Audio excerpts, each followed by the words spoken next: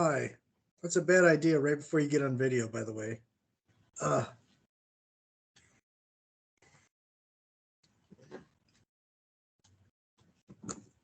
so have either of you had an opportunity to look over the um, the module for this week? Okay. All right. We'll talk about it a bit. And what I wanted to do is go over some of the main points and then to, show some examples of the kind of outdoor work that I'm talking about that I described for your project this week. How was you guys' weekend? Did either of you guys get arrested? So pretty boring, huh? Well, boring isn't always bad.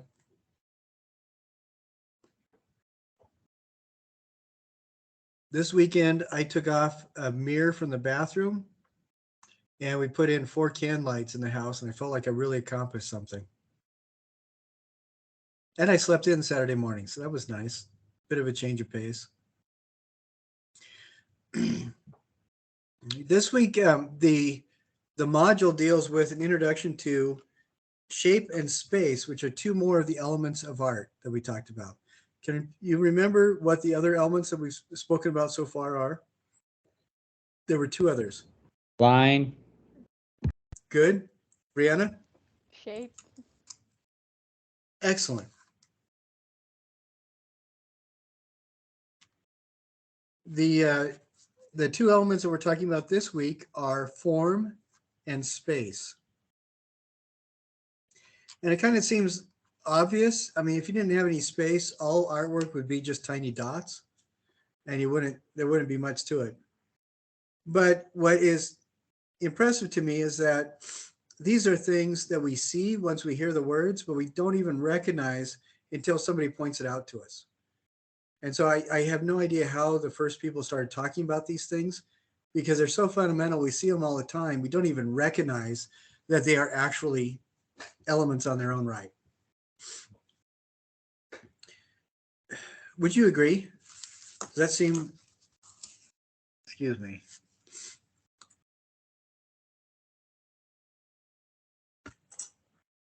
So these things are so obvious that you don't even think about them until somebody points them out to you? Yeah. Line builds shape, and shape builds form. The biggest difference between a shape and a form is that a shape is flat and form is three-dimensional, or appears three-dimensional. So, for example, a shape would be a rectangle and a form would be something like this marker.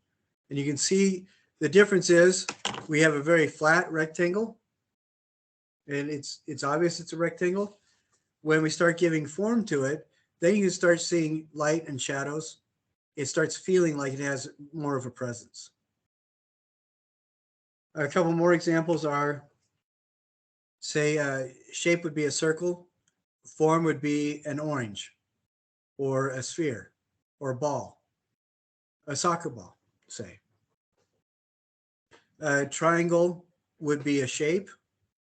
The form equivalent would be Dungeons and Dragons dice. I know you two are probably way too mature to play Dungeons and Dragons, but I still enjoy it. It could also be a cone. That's also a triangle shape when seen from the side.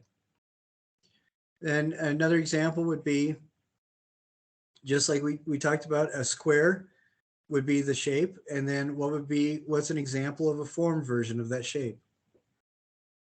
A cube. Yeah, exactly. And there are some clues that we can use right away. That's one of the reasons we were talking about orthogons a little bit. We'll come back to them in a week or two. But like right behind Alex, do you see those cabinets on either side of his shoulders going back? We can see that there's obviously the shapes there. They're the truncated triangles, the trapezoids, or the oblongs of the cabinet doors. But we know that there's form there too, because they recede, and we're looking at how they recede because of perspective. And so, if you didn't ever use perspective in a drawing, everything would be just shape, or if you didn't use shading or you didn't use any of those other things, in painting, shading of colors really help us to see shape or the difference between shape and form. So it doesn't have to exist necessarily in the three-dimensional world for it to feel like it has a real presence. Would you agree with that? Yeah, most of the time, like watching movies, we have that. We suspend our disbelief of this two-dimensional flat screen because usually the directors, the uh, director of photography, the set designers are really good about setting it up so when we see it through a two-dimensional space or the flat screen, we can really feel that those shapes have form. The second element that we're going to talk about as well in this module is space. This is another one of the things that seems absurdly obvious because you can't see anything or you can't comprehend anything, I think, without being able to comprehend it as existing within some sort of space. Either the space is a flat piece of paper, like notes that we write down, but there's still space in this because the reason we are able to see discrete letters and read it as notes is because it exists on the space of the paper. And a three-dimensional thing, like the rooms that you guys are sitting in, we can read those as rooms. We know what's going on because our brains automatically process, like the cabinets behind Alex, the very nicely hung up clothes behind Brianna. Those, our brains are able to process those as existing in space because of a number of factors, including things like perspective lines or the triangular orthogons we see automatically, our brains process things in so we can tell that something's receded into space. And that's three-dimensional space, but like I said, it can also exist very easily in two-dimensional space. Again, like that calendar that's over Alex's shoulder. You can see a little bit of the picture there. We know it's a picture. We know what's going on because we can read it as existing in two-dimensional space. Again, these are incredibly obvious, but I think until we have it pointed out, we don't really pay attention to that. It's like we live in air, we move through air all the time, but unless you have had a really hard workout and your lungs are screaming for more oxygen, you really don't even pay attention. You don't even notice it.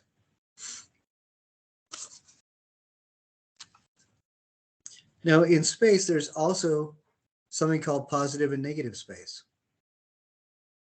I'm going to grab another little example. On this, what's the positive space and what's the negative space? Or how would you read that? I would say like the white and orange red color side of the paper is like what's like presented forward. It's like more of the positive space. Okay, and this starts to recede and feels like the negative space. That's really interesting because my eye starts seeing it differently. That I see the colors as positive and this is the negative. But that's really fascinating. But you can tell right away something recedes, something is front, and that's usually the way it is for most of the flat things that we interact with. Now, if we look at something else, like a pair of really attractive, hardly ever used earmuffs,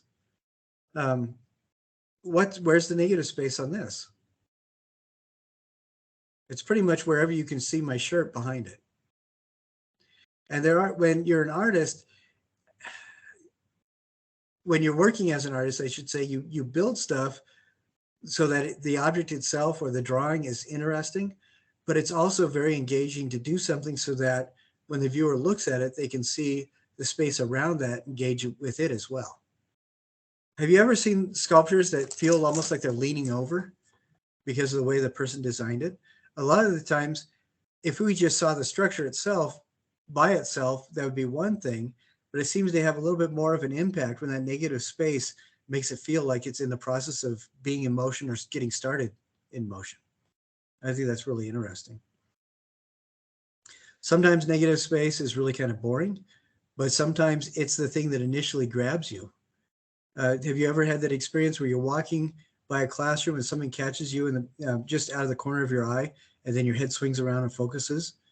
And sometimes it's just that negative space that attracted you, and your brain is trying to decipher what it is, and you swing around to focus. But as we build more and more things in this class, that is something that's really good to be mindful of. You're building something in space.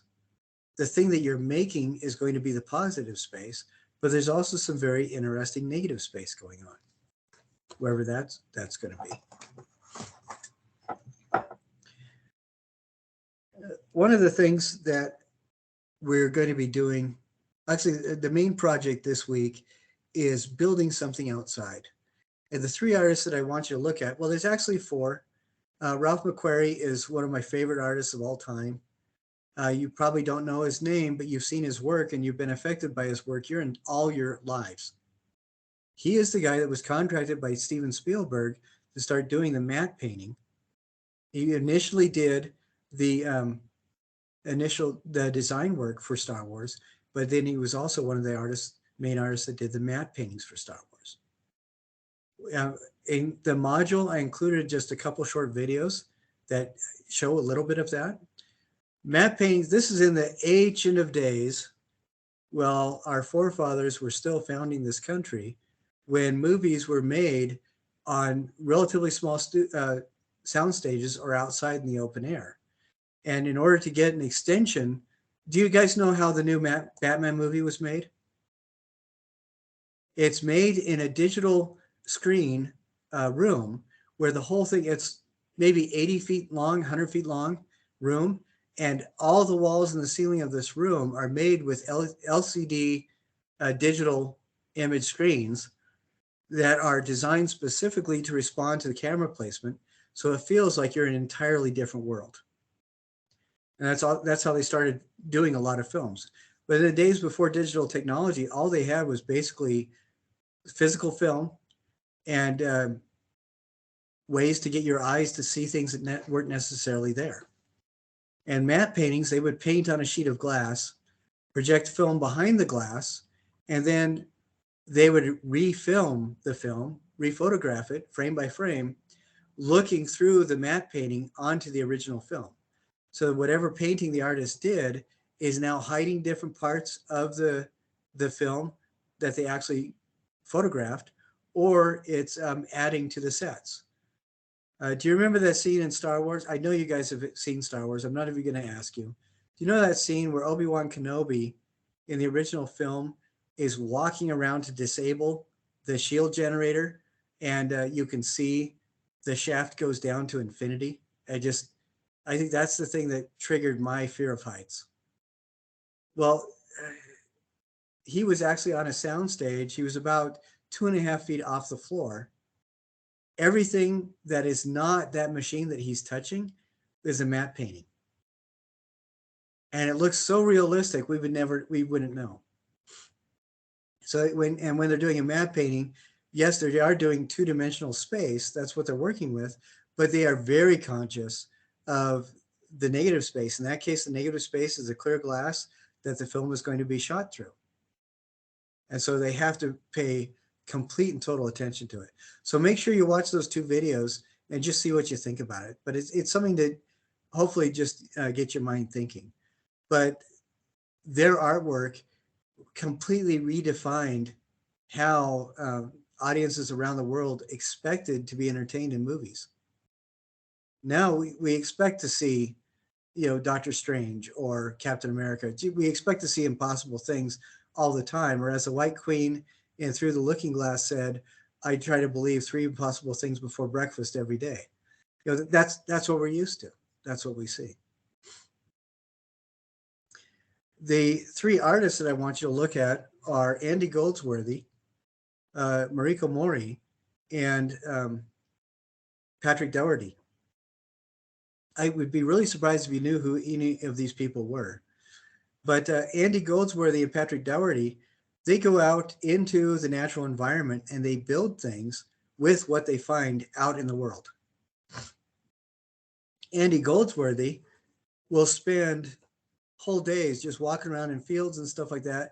Best, he likes really a lot to work right before the sun comes up so that he can get the dawn light coming through, because he will build sculptures and assemblages outside just with sticks and stones and leaves in whatever areas he goes to, and he'll take photographs of them so we can see them.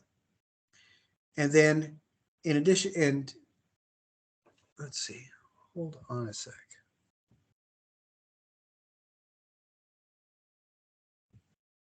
All right. In it, he will expect his things to fall apart within usually a matter of moments or hours after he's done making them. He doesn't really do things that are permanent. And I'm going to show you some photos of stuff that he's done. Then Patrick Doherty, I don't know if you guys are very familiar with the USU campus in Logan. He was commissioned to build a house basically on campus there. And I have videos in the module so you can see their work. But that house is constructed entirely of sticks that he's found in the area around Logan. And it looks kind of like one of the Dr. Seuss furry homes that he makes, you know. But it's very interesting. And then Mariko Mori, she kind of harkens back to a combination between these guys and Ralph McQuarrie and the Star Wars set designers. What she does is she will create things with found stuff to fit into an environment, but what she's usually working with is that kind of super high-tech expectation of like Tokyo and, you know, high-tech Japan. And so one of her outdoor emplacements is called the Ufo Machine, which is this bright, shiny silver. It looks like a UFO, but you go in, you put some earphones on, and it plays back the music that your body and mind are making. Did you know that your body and mind are making music all the time? The electronic pulses and frequencies and waves that are coming off your body and being generated by your mind can be translated so that you can hear them. And the early parts of when people first started exploring this, they called it biofeedback. But there are different frequencies that our bodies and mind work with. But listening to them is really an unusual experience. So she would do things like that. And she would also play with expectations. One of my favorite works that she did was this huge photo that is of all these people playing at the beach. And then and it's a photo of an actual place in Tokyo.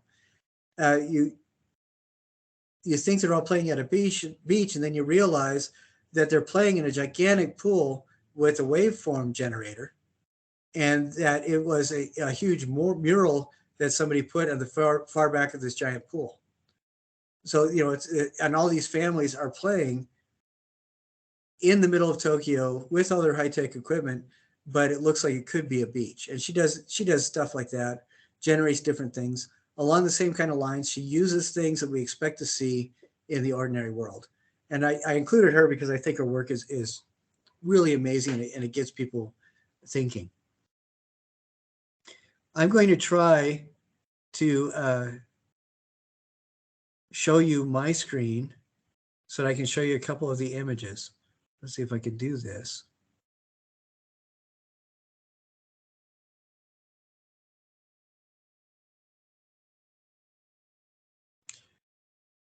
Okay. Give me just a second here. Let's see if we can.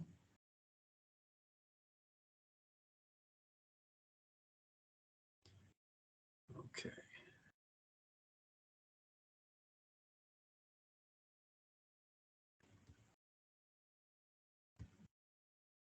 Okay, you guys are going to see yourselves in kind of an infinite mirror thing. Give me just a second here. All right, can you see this? I can't see you guys. Can you see this screen that I've just pulled up? Yes. Okay, so this is Patrick Doherty's work, but can you see my mouse as well? Yes. Okay. His stuff is a lot of these homes. Some of them look almost like people or animals, but they're all made by weaving sticks together. So this is all stuff that he has found outside. Now, people don't actually live in these. They are just these giant walk-through sculptures. And the one he made on USU campus,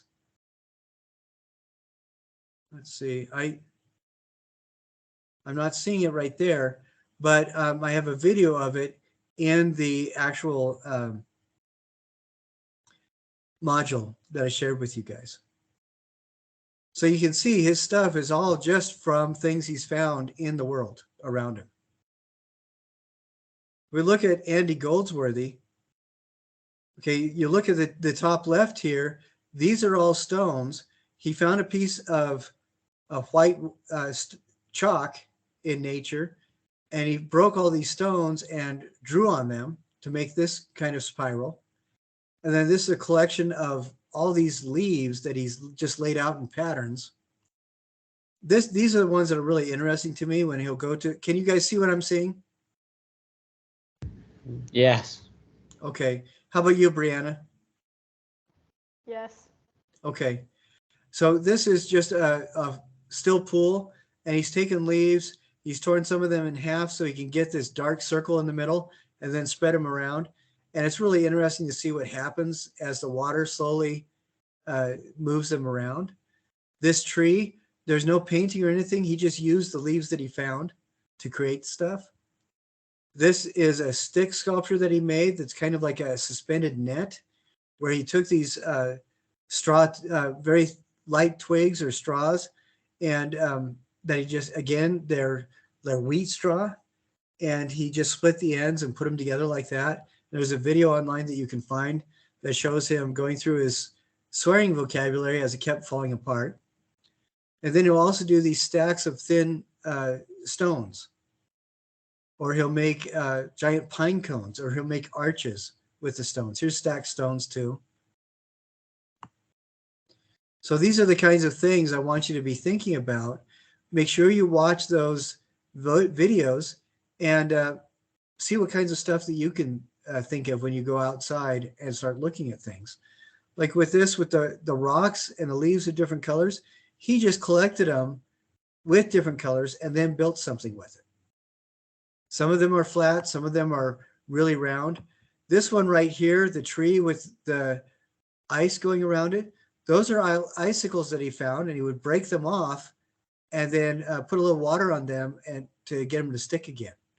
We probably aren't going to see a lot of that in St. George, but it's something to aspire to. So there's some things that he's done, stuff that other people have done, kind of inspired by him, but you can see all that. Then we look at Marika Mori, and you can see she's doing things that are very different. She's looking at things that we see in the ordinary world, like this. This is the UFO machine I was telling you about. This is inside of a gallery, but she would also put it outside. You go up these steps, sit down in the biofeedback chamber, and listen to the music that your body makes. Then she would do things like this in gallery spaces, where she would lay out stones in the gallery space. So it almost looks like you're going into a futuristic garden. Or she would design these walkways that felt more like spiraling ribbons. And she also does a lot of performance art in Tokyo too, where she goes outside.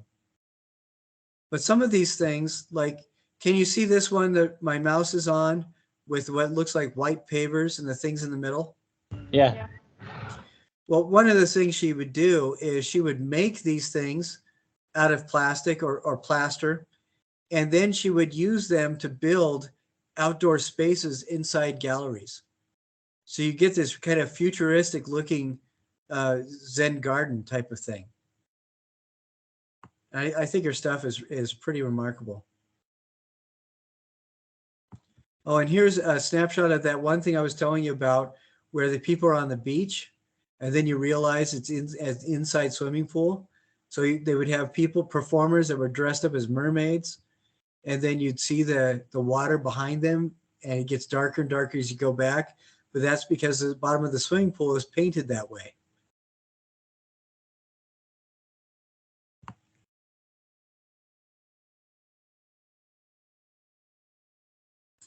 And then she did a lot of these digital images that she would call pure land images, where she was painting what she felt would be natural forms in some sort of idealistic world. And then here's one of her sculptures floating in the ocean, which I think is really fascinating.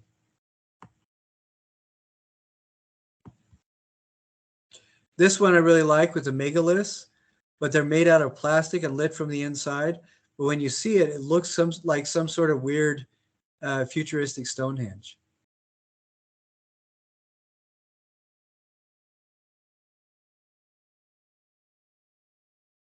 All right, am I back? Excellent. So I hope that gives you some ideas. There's one of the administrators from one of the teachers from the Bainbridge Museum of Art in near Seattle did a short video where she shows how to do this outside in her yard. And so watch that and get some ideas. For this project, what I want you to do is go somewhere, and it can be anywhere where you can find stuff that you don't have to pull out of the ground, that you don't have to break off of anything. So, twigs, dried grass, stones, pine cones, all sorts of stuff like that. Spend about an hour walking around and getting a feel for it and collecting stuff. And you can even bring some of your own stuff from home too if you want to. If you know, for example, you're going to Snow Canyon and you want to do something with the pine cones that you have in your own yard, pick them up and take them with you and then go there, and you can use the stones and stuff there. But I want you to spend at least 45 minutes, maybe an hour, just looking around and getting a feel for the place and getting some ideas. Maybe even using your sketchbook a bit to work on some ideas that way. Then spend some time building this. And I want you to put the time is really an important factor of it. Spend a couple hours putting it together, letting it fall apart, deciding what you need to do. Maybe you're setting it up on the ground and then you realize it's going to look a lot better if you set up some stones and put it on the stones. I've been on a lot of mountain bike trails around St. George where people will stack stones to kind of show you where the trail goes and, play with things like that. Then when you get done with that, document it, take photos of it, and then put everything back as much as you can where you found it. So I don't want anybody to pull or pluck or carve anything that's living. But if you find a really cool tree and you're going to make designs with rocks around it, that would be totally fine. Maybe using one thing that might be kind of neat is taking a tree, getting a bunch of rocks that are start big and then get gradually smaller, and then stack them up so they lean against the tree, and you have several stacks that kind of spiral around the tree trunk as it goes up, and you use the tree to kind of support the rocks that you're stacking, or with pine cones or any things like that. So think about it. Make sure you watch those things on Patrick Doherty, Andy Goldsworthy, and Mariko Mori, and just see what you think and work with, be creative with it. All right. Do you guys have any question about what we talked about today? No? All right. Do you have any fun plans for the weekend or the week? Other than, of course, the incredible fun you're going to have doing this project out in the wilds. And if you can't get out, oh, you have 2 exams? Yeah. Good for you. Those are best as memories rather than experiences, I think. It's always nice to have them behind you. But if you can't go out, I know some people aren't able to go outside. I would do this in your own home. It might be interesting doing that. Think about what do you have in your home, or go over to a relative's place, and see about that. That could be really interesting.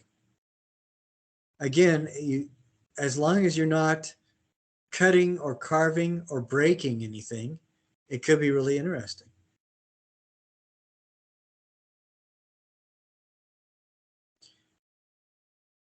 So do we have any questions before we go? All right. Okay then, guys, that was our meeting for today. Thank you very much for participating. I heard at least 3 words from each of you, so that's a plus. And I will look forward to seeing you guys on Tuesday. All right. Thank You you. guys have a Thank good week. you. And good luck, Brianna, on your exams. You're going to do awesome. I know you don't need luck, but there it is anyway. Thanks. All right. We'll see you guys. Bye.